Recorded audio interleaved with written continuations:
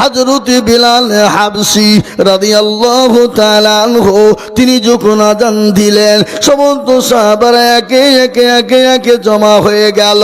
ওই বিলালের ঘটনা আমি আপনাদেরকে একটু বলি। হযরত বিলাল তিনি কি ছিলেন? নবীজির 6,500 সাহাবা ছিল। 6,500 সাহাবার ভিতরে আল্লাহ নবীর সব থেকে কাছের সাহাবা, নবীকে সব থেকে বেশি মহব্বত করতেন যিনি, যার নাম হলো হযরত বিলাল। ওই বিলালের একটা ঘটনা চলে এলো মনে। আল্লাহ নবী যখন সিদরাতুল মুনতাহা, নবীজি যখন মিরাজের রাত্রি গিয়েছিলেন, জান্নাত জাহান্নাম গমন করেছিলেন, রাসূলুল্লাহ জান্নাতের ভিতরে তিনি ঘুরফির করতেছিলেন। ইতিমধ্যে রাসূলুল্লাহ বললেন, আমি যখন জান্নাত জাহান্নামের ভিতরে ঢুকছিলাম আমার মনে একটু ডাউট বাজছিল, বড় ভয় মনে হচ্ছিল, কিন্তু আমি ওই জান্নাতের ভিতরে আমি একটা পায়ের আওয়াজ শুনতে পেলাম। আমি উপলব্ধি করলাম এই পায়ের আওয়াজটা কার?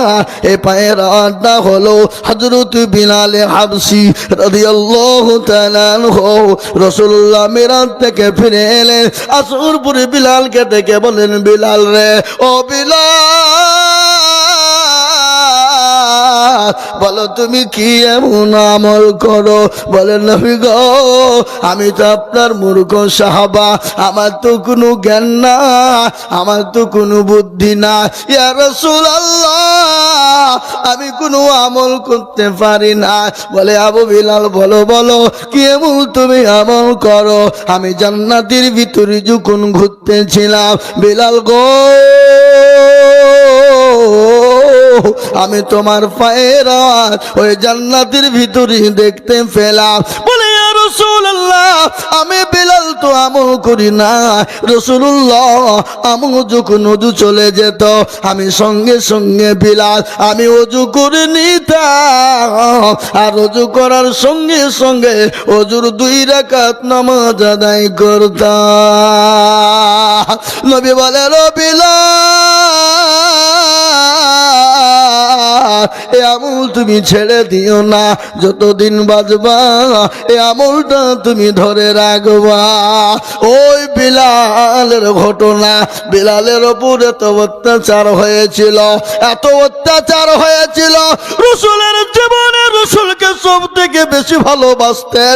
হাদিসের মধ্যে নবী বলেছেন, লা ইউমিনু আহাদুকুম হাত্তা কুনা আহাব্বা ইলাইহি মিন ওয়ালিদিহি ওয়া ওয়ালাদিহি ওয়ান নাসি আজমাইন। তুমি অতক্ষণ পর্যন্ত মুমিন হবা না, মুত্তাকিন হবা না, পরহেজগার হবা না, যতক্ষণ নিজের জীবনের থেকে, বিবি বাচ্চা থেকে আল্লাহ তার রাসূলকে না ভালোবাসবা ততক্ষণ তুমি মুমিন হতে পারবা না। হযরত বিলাল নবীকে কতটা ভালোবাসতেন একটু শুনিয়ে দিই আপনাদের, তারপরে নামাজের দিকে যাচ্ছি বাবা। হযরত বিলাল, এত বিলালের উপর অত্যাচার হয়েছিল, কাফির বেঈমানেরা আবু জেহেলের দলেরা বিলালকে এত মার বেড়েছিল, সমস্ত শরীরের চামড়া গালা নিয়ে গিয়েছিল, গোটা শরীরকে ক্ষত বিক্ষত করে দিয়েছিল, শরীরের মাংসগুলা কেটে কেটে নিত, গর্ত হয়ে যেত। তো শিকার কাফির বেঈমানেরা ওই বিলালকে একটা বারের জন্য ওষুধ দিত না, কোন রকম তার জন্য ট্রিটমেন্ট হতো না।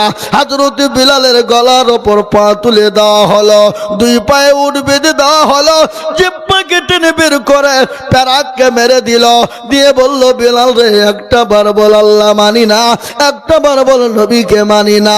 বিলাল বলেছিল, আহাদ আহাদ আহাদ, আমার জীবন চলে যাবে, তারপর আল্লাহ তার রাসূলের মহব্বত আমার জীবন থেকে যাবে না। ওই বিলাল যদি রাসূলুল্লাহ দুনিয়া থেকে চলে গেলেন, হযরত বিলাল পাগল হয়ে গেল, মদিনা থেকে তিনি বেরিয়ে চলে গেলেন, সিরিয়া দামেস্কে চলে গেলেন। বিলাল না, বিলাল না, বিলাল চলে গেল। আল্লাহ নবী সব বিলাল 1-2 করতে করতে 6টা বছর কেটে গেল। সমস্ত বিলালের জন্য পাগল হয়ে গেল সাহাবারা। বিলাল আসে না, মনের মধ্যে রাসূলুল্লাহ বলে, বিলাল রে, এ কেমন নিষ্ঠুরতা! ওরে বিলাল, আমি নবীকে কে ভালোবাসো না? আমি নবীকে কে ভালোবাসো না?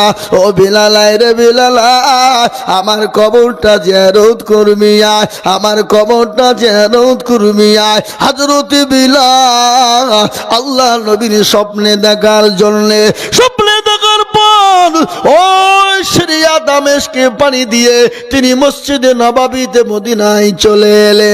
আল্লাহ নবী রওজা মুবারকের কাছে হযরত বিলাল কেঁদে কেঁদে পাগল হয়ে যায়। তিনি কেঁদে কেঁদে পাগল হয়ে যায়। তিনি দোয়া করে, কিন্তু ওই মদিনার যিনি এখন সাবেক ইমাম মুয়াজ্জিন ছিলেন, হযরত বিলালকে দেখে পাগল হয়ে গেল।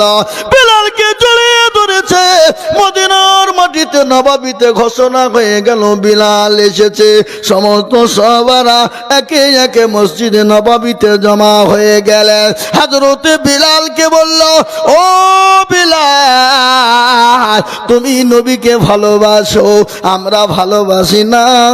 হযরত বিলাল বললেন, আবু বকর গো, ও ওমর, শোনো শোনো, তোমরাও ভালোবাসো, আমি বিলালও ভালোবাসি, কিন্তু আমি বিলাল, আমি নবী না থাকলে সহ্য করতে পারি না।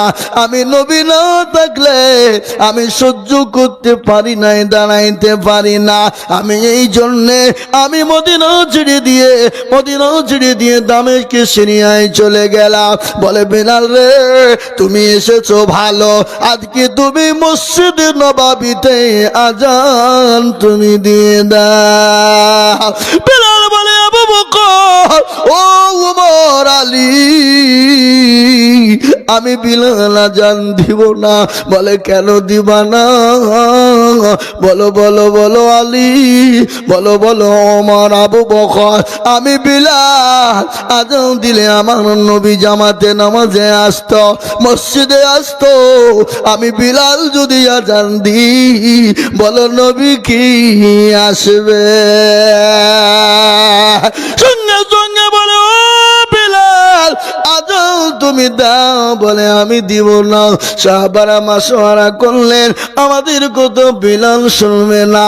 নবীজির কলিজার টুকরা, নয়নের মণি, নয়নের পুতুলি, নবীজির দুই লাথি, হাসান হোসাইনকে ডাকো। আল্লাহ নবীর লাথি হযরতে হোসাইনকে এমন সুন্দর লাগতো। আমার নবীর গোটা শরীরের গঠনটা হযরতে হোসাইনের ভিতরে ছিল। হযরতে হোসাইন হাসানকে ডাকা হলো। ডাকার পরে বলল, বিলাল রে, আজান দাও। ও নানার মুয়াজ্জিন, তুমি কি আজান দিবা না? আজান দাও, তোমার মুখের আজান আমরা কতদিন শুনিনি। হযরতে বিলাল আজান খানা যখন দিয়ে দিল, মদিনার মাটি থরথর করে কাঁপতে শুরু করে দিল। মদিনার যুবক যুবতী, বাচ্চা, বৃদ্ধা বনিতা যত ছিল, তারা মদিনার নববীর দিকে ছুটতে শুরু করেছে। নবী এসেছে, রাসূল এসেছে। মদিনার নর নারীরা, ছেলে মেয়েরা বিশ্ব নবী মুহাম্মদুর রাসূলুল্লাহকে এতটা তারা ভালোবাসতেন, এতটাই তারা মহব্বত করতেন। কেন রাসূলুল্লাহ ছোট বাচ্চাদের সঙ্গে এত ভণ্ড সুন্দর ব্যবহার করতেন, এত ভালো ব্যবহার করতেন? নেতা কারে কয়? নেতার কাজ কি? নেতার করণীয় কি? আর আমাদের দেশের আজকের যত নেতা হয়েছে, নেতা কাকে বলে? নেতার আদর্শ কি হবে? নেতার ব্যবহার কি হবে? নেতার ভালোবাসা কি হবে? নেতা ছোট বড়, বুড়ি, ছেলে মেয়ে যত আছে সবাইকে সমানভাবে ভালোবাসতে হবে। কিন্তু আমাদের দেশের নেতারা যারা দেশের রক্ষক, তারাই হলো দেশের ভক্ষক। এ মুসলমান, তার পরিণামীটা কেন বললাম? আপনারা জানেননি আমেরিকার মাটিতে একটা দ্বীপ আছে, দ্বীপ, ওখানে হোটেল আছে, বড় বড় হোটেল। ওখানে আমাদের দেশের গোটা বিশ্বের মাটিতে বড় বড় নেতারা যারা দেশ চালায়, তারা গিয়ে ওই জায়গায় ফুর্তি করে, আনন্দ করে। আনন্দ ফুর্তি শুধু নয় বাবা, 8-9 বছরের 10 বছরের মেয়েদেরকে নিয়ে গিয়ে তাদের সঙ্গে কুনজর তাদের দিকে তাকায়। খালি কুনজর নয়, তাদের সঙ্গে নারী নির্যাতন করে, তাদের সঙ্গে ধর্ষণের ব্যবহার করে। খালি ধর্ষণই নয় রে বাবা, তাদেরকে ধর্ষণ করার পর তাদেরকে আপনার কুচি কুচি করে কেটে কেটে ওই গরম পানিতে ফেলে দিয়ে তাদেরকে ঝলসে দিয়ে সব তৈরি করে তারা খায়। এটা হলো আজকের ঘটনা। আমি আপনাদেরকে বলে দিলাম বাবা, আজকে মেয়েদের নিরাপত্তা নাই। আমি আপনাদেরকে বলবো যে কোরআনকে ফলো করবে, কোরআনের আওতায় আসবে, কোরআনকে ফলো করবে, তারা ওরকম জঘন্য কাজ কোনোদিন করতে পারবে না, ওরকম জঘন্য কর্ম কোনোদিন করতে পারবে না। আবার আমি খবর শুনলাম যে মেয়েদের সঙ্গে নির্যাতন, যৌন নির্যাতন হতো, যে মেয়েদের সঙ্গে যৌন নির্যাতনের পরে ওই বাচ্চা ওই মেয়েগুলাকে ঘরের ভিতরে ভরে রাখতো, তাদের পেটে বাচ্চা আসতো, ওই মেয়েগুলার পেট গুলাকে চিরে দিত, চিরে দেওয়ার পর ওই বাচ্চা গুলাকে বের করে তারা সুন্দর করে সব তৈরি করে খায়, আর বসে বসে তারা আনন্দ নেয়। আমি নাম করব না, আজ গোটা বিশ্বের যত বড় বড় নেতারা আছে, গোটা বিশ্বের যারা আপনার আজকে দেশের রক্ষক, তারা বলছে বিটি বাঁচাও বিটি পড়াও, যারা বলছে 18-র নিচে বিয়ে দেওয়া হবে না, জেলে যেতে হবে, আজকে তারাই আজকে 17, 15, 13, 14, 12, 8 বছরের মেয়েদেরকে নিয়ে তাদের সঙ্গে যৌন নির্যাতন করে যায়।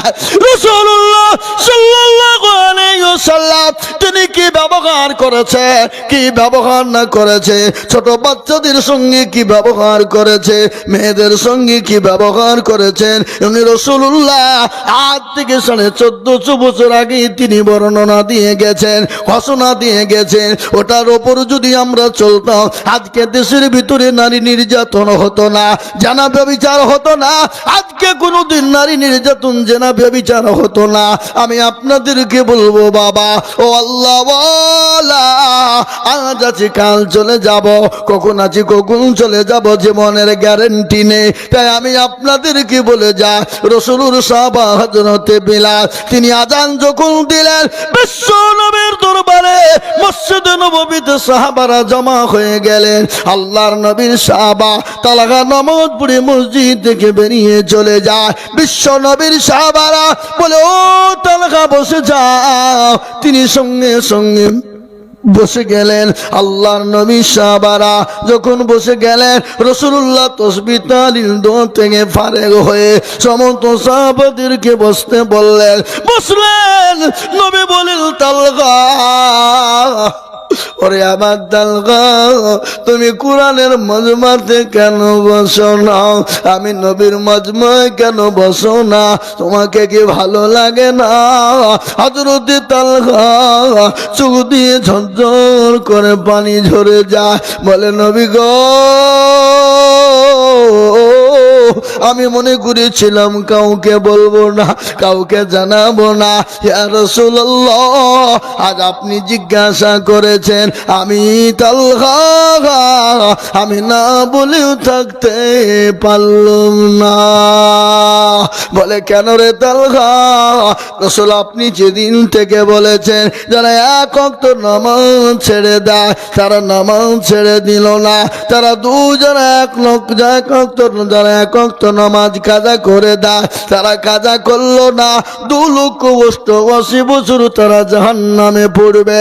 ইয়া রাসূলুল্লাহ, আপনি যেদিন থেকে বলেছেন যারা নামাজ এক ওয়াক্ত ছেড়ে দেয়, তারা নামাজ ছেড়ে দিল না, তারা কুফরি করে ফেলল। ওগো রাসূলুল্লাহ, আমি এই জন্যে আপনার পবিত্র মজমাতে বসতে পারি না। বলে, কেন রে সাহাবা? বলে, নবী গো, আমার বাড়িতে দ্বিতীয় কোনো কাপড় না। ইয়া রাসূলুল্লাহ, আমার বিবির কাপড় কেন আমি খুলে এনেছি। আমার বিবিকে গর্ত খনন করে গর্তের ভিতরে আমি উলঙ্গ অবস্থায় রেখে এসেছি গো নবী। ও রাসূলুল্লাহ, আমি জীবনেও কাউকে বলবো না মনে করেছিলাম, কাউকে জানাবো না, কিন্তু ইয়া হাবিবাল্লাহ আপনি জানতে চেয়েছেন আমি তালহা, আমি না বলেও থাকতে পারলাম না। নবী বলেন তালহা তুমি বাড়ি যাও, তোমার বিবির নামাজের বেটাই হয়ে গেল। হযরতে তালহা বাড়ি চলে গেলেন। রাসূলুল্লাহ বললেন ও আমার সাহাবারা, তার বাড়িতে যদি কাপড় না থাকে, তার বাড়িতে কাপড় না, যাও বাইতুল মাল থেকে তার বাড়িতে খাবার আর কাপড় নিয়ে চলে যা।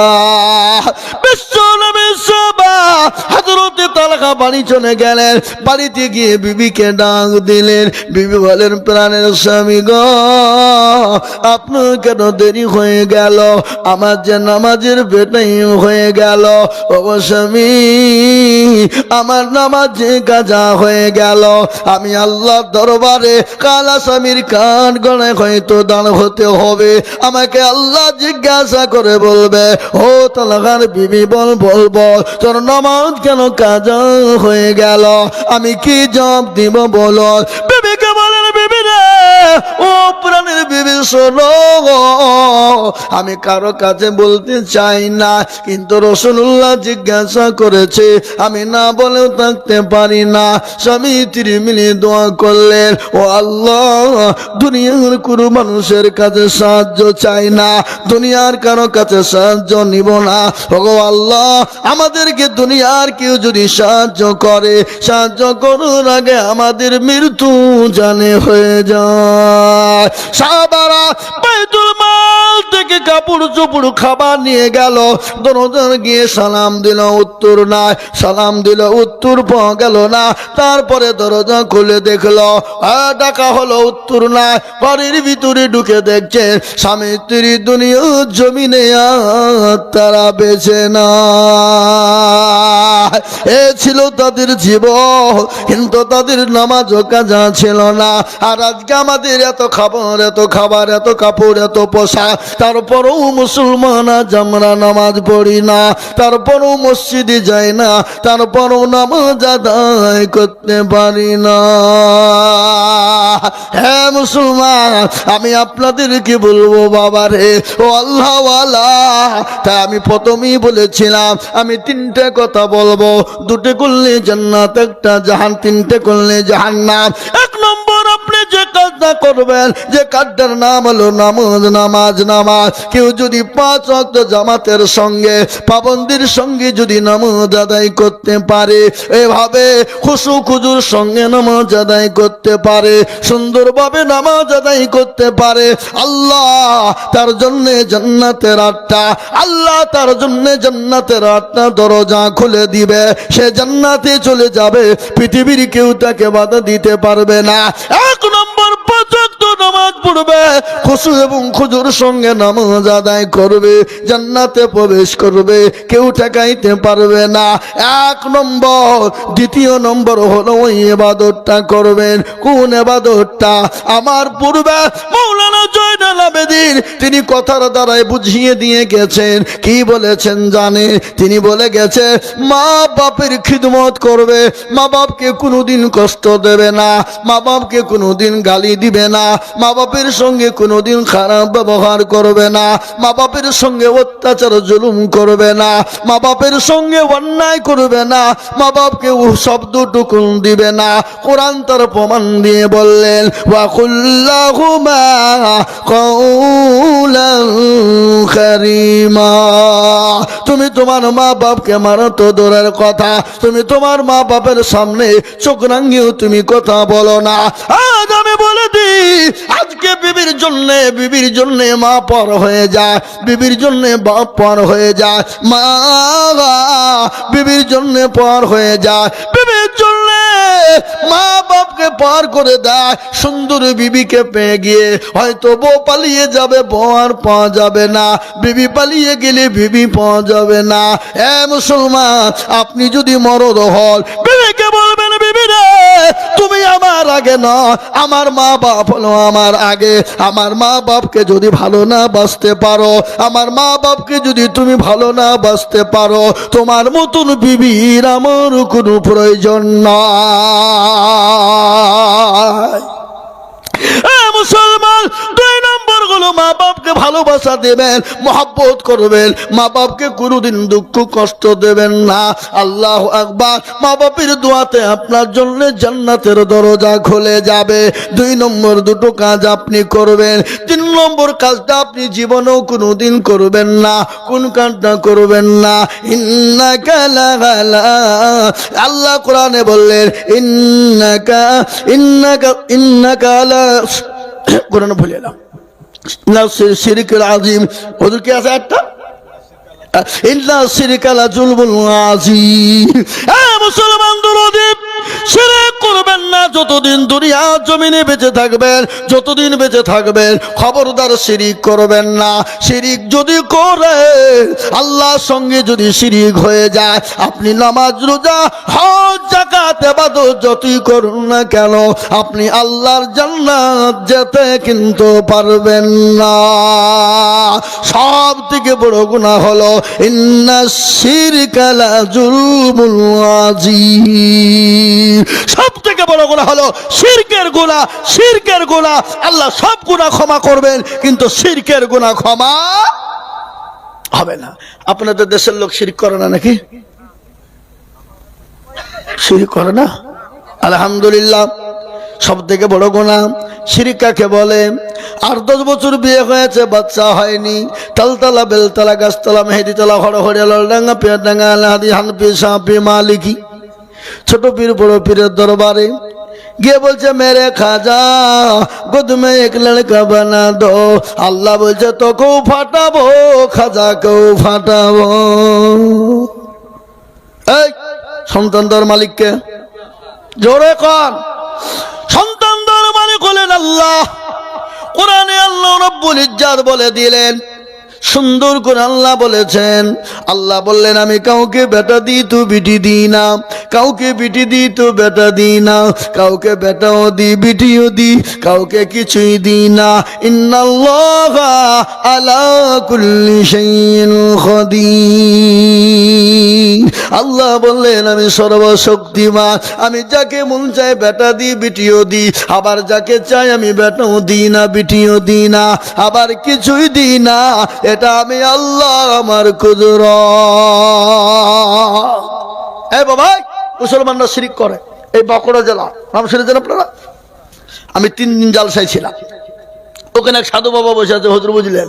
সে কোন সাধু গোয়া? মাথায় জট, দাড়িতে জট, গায়ে ছালার চট, মোচা দাড়ি এক জায়গায়। আমি বলছি আল্লাহ, এ মাল যদি দই খাই তো দই ঢোকে কোন দিক দিয়ে? একটু মুখ ছেড়ে থাকতে হবে নাকি? ওখানে মুসলমানের মেয়েরা নামাজ নাই, রোজা নাই, কুল নাই, কলমা নাই, উত্তর দক্ষিণ কিছু নাই। ওখানে গিয়ে বাবা সেজদা দেয়, আর পাশেই আছে পুকুর। পুকুর বুঝেন না? এই পুকুরে ডুব দিছে, কি ব্যাপার? বলে হুজুর আপনি জানেন না, যাদের বিয়ে হয়েছে বাচ্চা হয়নি তারা ওই পুকুরে ডুব দিলি বাচ্চা হবে। বলো কি? বলে হ্যাঁ, পুকুরে যে ডুব দিবে তারই বাচ্চা হয়ে যাবে। বলে হ্যাঁ। আমি বললাম ও বাঁকুড়া যুবক, তোমরা শোনো গো, তোমরা পুকুরটাকে বুঝাও। বলে কেন বুঝাবো? ওখানে বলে এই পাগলা, যদি না বুঝা, যদি ভুল বসে যদি কোনো বেটা ছেলে ডুব মেরে দেয়, তারও তো ছেলে হবে।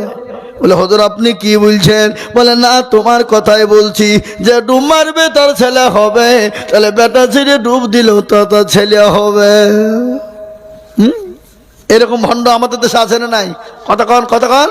হে বাবা, ও আল্লাহওয়ালা, আমি আপনাদেরকে বলবো বাপজি, ভাইরা, মায়েরা, বোনেরা, খালারা, ও জননী মা গো, শিরিক থেকে মুক্ত থাকো। শিরিক বড় কষ্ট, বড় গুনাহ। আল্লাহর সঙ্গে কেউ জানে আমরা শিরিক জানে না করি। আল্লাহ আপনাকে কোনো কারণবশত আপনি নামাজ পড়তে পারেননি, কোনো কারণবশত, আপনি আবার বললেন না যে হুজুর আবার নামাজ পড়তে মানা করে গেছে। মানে আমরা যেটা বলি সেটার অপব্যাখ্যা হয়। কি বুঝে যারা বলুন? হ্যাঁ, একজন বাউল যে বুঝাই, ভারী হুজুর হয়েছে তুমি, আমাকে বলছে ভারী হুজুর, হ্যাঁ বক্তব্য করে বলাও। তুমি জানো না আল্লাহ নামাজ পড়তে মানা করেছে? আমি যে হ্যাঁ তা তো মানা করেছে। ও তোমরা বলো না যাই হারাম খো, আল্লাহ নামাজ পড়তে কোন সময় মানা করেছে বল? লো অসব জানিনি, আল্লাহ মানা করে সেটা জানি। মানে মানা করেছে ওটা পালন করবে, আর পরে কি বলছে ওটা পালন করবে না। আল্লাহ বলেছে আইয়ুহাল্লাযীনা আমানু লা তাকরাবুস সালাহ, এই ইমানদারওয়ালা তোমরা নামাজ পড়ো না, নামাজ তো পড়ার কথা, নামাজের নিকটবর্তী তোমরা যেও না। আল্লাহ বলেনি ইয়া আইয়ুহাল্লাযীনা আমানু লা তাকরাবুস সালাহ, এই ইমানদার শোনো তোমরা নামাজ পড়ো না, নামাজের নিকটবর্তী যেও না। কোন সময় যাবে না? ওয়া আনতুমুস সুকারা, ওই সময় তুমি যাবা না যে সময়তে তুমি নেশাগ্রস্ত হয়ে থাকবে। বলো ওই যে ওসব জানি না, আল্লাহ মানা করেছে এটি মানবো, হারামখোর। এ বাবা, তো আপনি কোনো কারণবশত নামাজ পড়তে পারেননি, ভালো করে শুনবেন, কোন কারণবশত আপনি নামাজ পড়তে পারেননি, আল্লাহ আপনাকে চাইলে ইচ্ছাকৃত আল্লাহ তো আপনাকে মাফ করে দিতে পারে, পারে না? পারে। আপনি এই যে রমজান মাস আসছে, কোনো কারণবশত আপনি রোজা করতে পারলেন না, আল্লাহ ইচ্ছা করলে আপনাকে ক্ষমা করে দিতে পারে, মাফ করে দিতে পারে। কিন্তু আল্লাহর সঙ্গে যদি কেউ শিরিক করে, আল্লাহ কোনোদিন তাকে ক্ষমা করবে না।